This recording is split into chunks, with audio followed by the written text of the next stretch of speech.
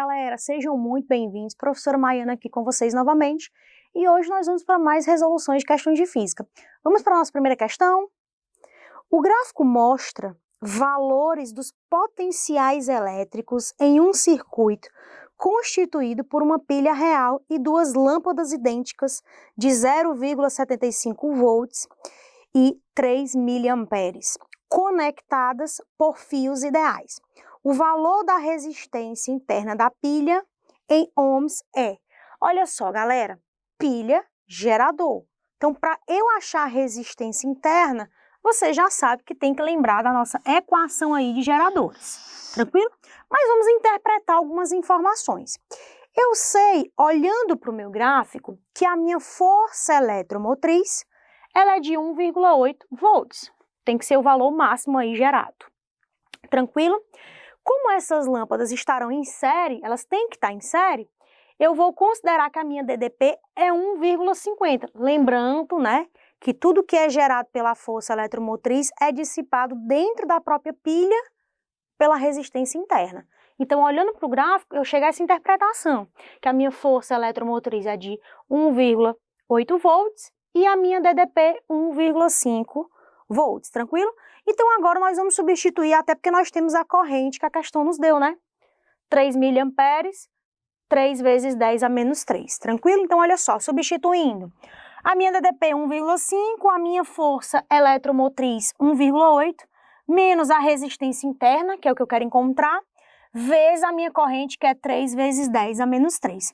Bom, galera, fazendo um rearranjo matemático, vamos deixar 1,5 e 1,8 do mesmo lado da igualdade e vamos agora isolar a minha resistência, tá certo? Ou seja, o 3 vezes 10 a menos 3 vai passar dividindo para lá, então vai ficar 0,3 dividido por 3 vezes 10 a menos 3. Transformando isso aqui em notação científica, eu tenho 3 vezes 10 a menos 1 dividido por 3 vezes 10 a menos 3. 3 por 3, 1. Respeitando a regra de notação científica, que você vai ter que repetir a base e subtrair, por ser uma divisão, você vai ter que subtrair os expoentes. E isso vai me dar 1 vezes 10 a segunda ou 100 ohms de resistência, beleza? Então, a alternativa que você vai marcar aí é a alternativa A, beleza? Espero que vocês tenham entendido, tenham curtido a questão. Fica ligado que nós vamos para a próxima. Bem, galera, continuando, vamos para a nossa próxima resolução.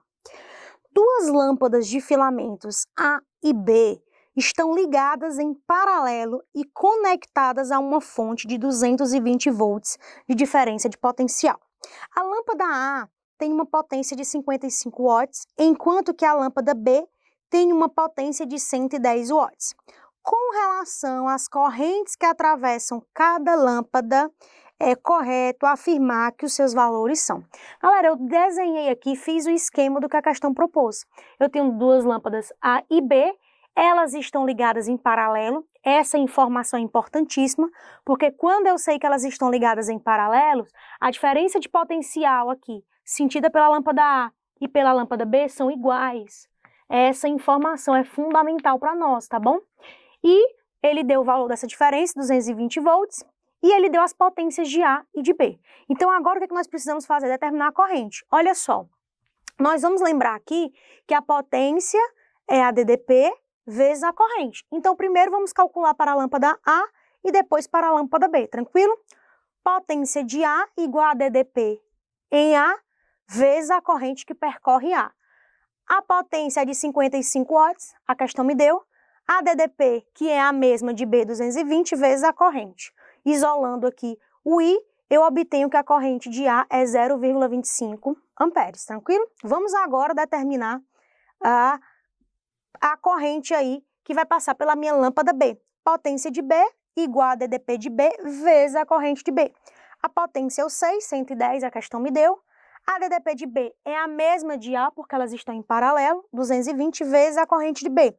Isso me permite encontrar que a corrente que vai passar aí pela lâmpada B é de 0,50 amperes. Então, aqui estão as duas correntes que nós precisávamos encontrar.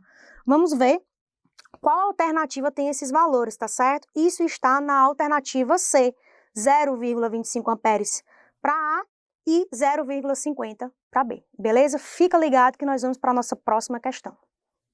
Bem, galera, continuando para a nossa última questão, vamos para o enunciado. No circuito abaixo, a intensidade e o sentido da corrente elétrica são iguais. Galera, olhando para isso aqui, nós temos uma malha. Então, nós temos que aplicar aí as leis de Kirchhoff, precisamente a segunda lei de Kirchhoff, que é a lei das malhas. Onde eu tenho aqui, se você perceber, geradores e possíveis receptores. Isso vai depender do sentido que eu vou adotar.